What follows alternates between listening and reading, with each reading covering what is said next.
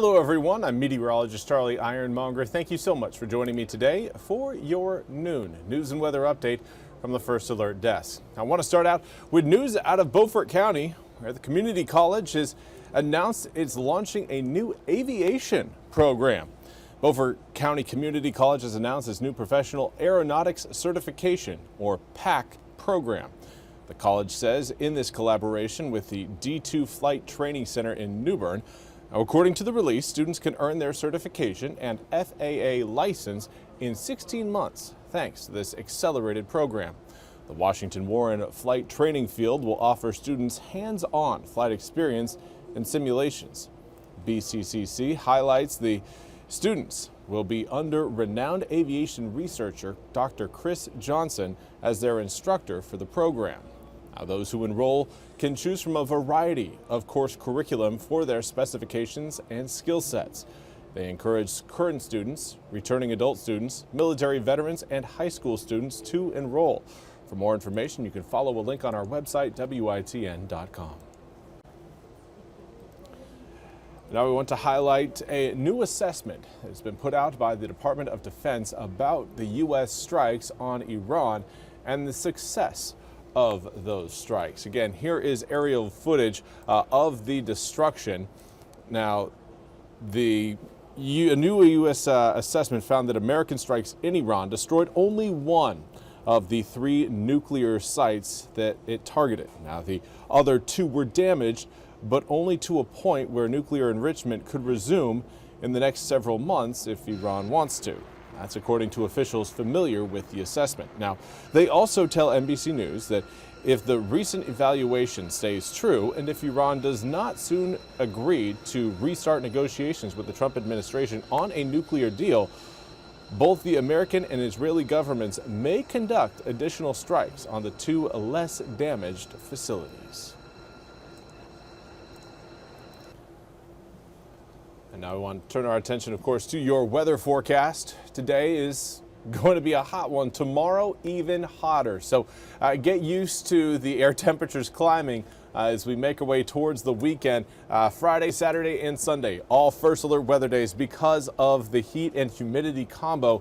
It's going to have just about all of us sweating it out this coming weekend. Right now, a few isolated spot showers across eastern North Carolina. Not much currently coming down, but we have again been tracking we had been tracking a very light thunderstorm. Right now, that thunderstorm is heading towards New Bern. It's made its way across Onslow County, across most of Jones County, and again, currently moving towards the central Craven County area. But again, there it is earlier, and well, it has since moved on. Current air temperatures reading in the mid to upper 80s throughout most of the east. A few of us already in the low 90s. We've got 90 degrees currently in New Bern, as well as Swan Quarter close in Oriental and Edenton, both coming in at 89 degrees. It is hot already, but it feels even hotter, again, thanks to the humidity. We've got triple-digit heat index readings in Edenton, Stumpy Point, Swan Quarter, Plymouth, Greenville, New Bern, Oriental, Jacksonville, as well as Kenansville.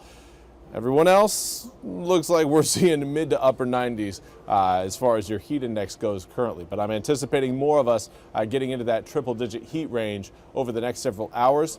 And then as we make our way through today, there is a chance we again could pick up a few showers and storms. It's just synonymous with this time of year. When you got heat and humidity, you're going to eventually force some rain to fall from the sky. Early tomorrow morning, starting out mostly sunny. Tomorrow again will be a hotter day than today. And then we bring in the showers and storms in the afternoon. Should be fairly scattered. Right now, models really trying to keep a lot of those raindrops along and north of Highway 264, predominantly around the Highway 64 corridor. But I do think some of those showers will try to dip a little bit further south as we head into the late night hours of Friday night into your Saturday morning. That's going to be a system that could still be with us by the time we wake up on Saturday. Now for this afternoon, highs in the low 90s. A few of us may try to flirt with the mid 90s. 92 degrees at 1, 93 between 2, 3, 4, and 5 p.m. Southwesterly wind not only keeps the humidity high, but the sunshine also keeps air temperatures high. So everything's working in concert to get our air temperatures up to a level that it could be dangerous for some. It could be dangerous for some, especially those who don't have access to air conditioning or those who may be a little bit more heat sensitive. Those are the people we really want to look out for, because here's what we've got coming up for tomorrow. Hourly forecast starting out 77 degrees at 7, 82 by 9, 88 by 11. By noon, we're already into the low 90s for your air temperature. By that point, everyone is going to feel like we're already in the triple digits. And then we get even hotter. 94 degrees at 1, 95 between 2 and 3 p.m. We will start to cool down as the rain showers become a little bit more common, but I'm not anticipating, again, widespread rain throughout the east. We will certainly see some, but those who miss out on the rain showers may hang on to that heat a little bit longer than expected. Now, here's kind of a breakdown of what we've got over the southeastern United States. That area of low pressure over Missouri, that's going to cruise up towards northern Ohio before taking a little bit of a right turn towards northern Virginia. That will bring, again, additional rain into the east coming in late Friday evening, and that's what's going to help keep a lot of those showers going, at least until the early hours of your Saturday morning. And then that system will gradually pull away from eastern North Carolina. However, the instability left will create a lingering chance of showers for both Saturday as well as Sunday. Now, as far as the tropics are concerned, we've got our eyes on this lone system right on the coast of Mississippi.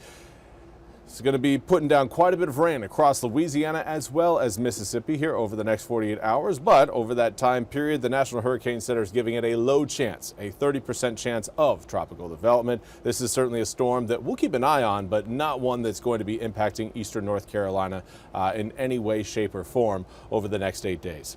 93 degrees coming up on Monday with additional rain. It should help cool us down. That rain, that is. The heat's not going to help cool us down. That doesn't make any sense. No, it's the rain on Monday, the heavier showers, and again on Tuesday, the cloud cover will help knock air temperatures out of the 90s for maybe 1 to 2 days, Tuesday and Wednesday of next week.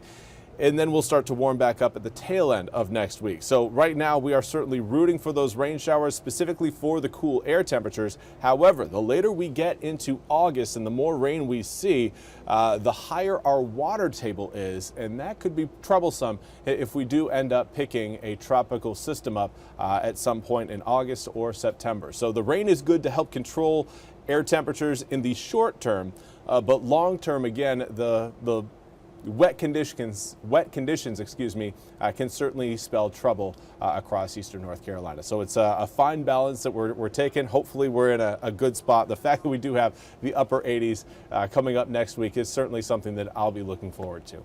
But that's all we have time for today's noon news and weather update from the First Alert Desk. I want to thank you all so much for joining me. We'll be back with more news and weather coming up at the top of the hour. Until then, I hope you all have a wonderful day.